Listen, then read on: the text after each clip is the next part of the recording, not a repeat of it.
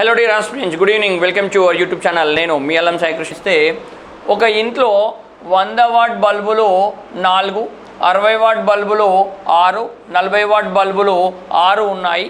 ప్రతిరోజు అన్ని బల్బులను 2 గంటల చొప్పున వెలిగిస్తారు. వాళ్లకు నెలకు ఎన్ని యూనిట్ల విద్యుత్ ఖర్చు అవుతుంది, అదేవిధంగా యూనిట్కి 8 రూపాయల చొప్పున ఎంత బిల్లు చెల్లించాలి అనే క్వశ్చన్ మనకి ఇక్కడ ఇవ్వడం జరిగింది. 100 వాట్ బల్బులు ఎన్ని ఉన్నాయంట? 4 అండి. 4 అంటే మనకి ఎంత అవుతుంది? 400 వాట్స్ అవుతుంది. అదేవిధంగా 60 వాట్ బల్బులు 6 అని చెప్పిండు.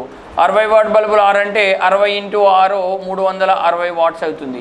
అదేవిధంగా 40 వాట్ బల్బులు 6 అని చెప్పిండు. 40 వాట్స్ × 6 అంటే 600 6×4 24 240 వాట్స్ అవుతుంది. మనకు మొత్తం క్యాలిక్యులేట్ చేస్తే 0 6 4 10 0 చేతన 1 4 3 7 2 9 10.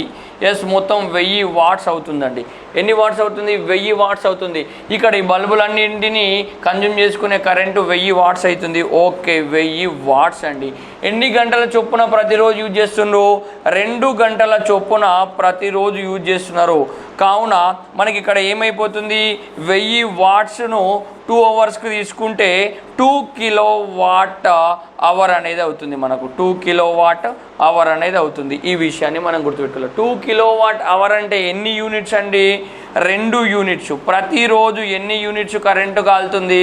2 యూనిట్స్ కరెంటు కాలుతుంది. మరి ఏమన్నాడు? ఒక నెలకు ఎన్ని యూనిట్లు అంటుండో? ప్రతిరోజు 2 యూనిట్స్ అంటే నెలకు 30 రోజులు. కావున మొత్తం ఎన్ని యూనిట్స్ అవుతుంది? 60 యూనిట్స్ ఖర్చు అనేది అవుతుంది. అదేవిధంగా యూనిట్కి 8 రూపాయల ఛార్జ్ అని ఇచ్చిండు.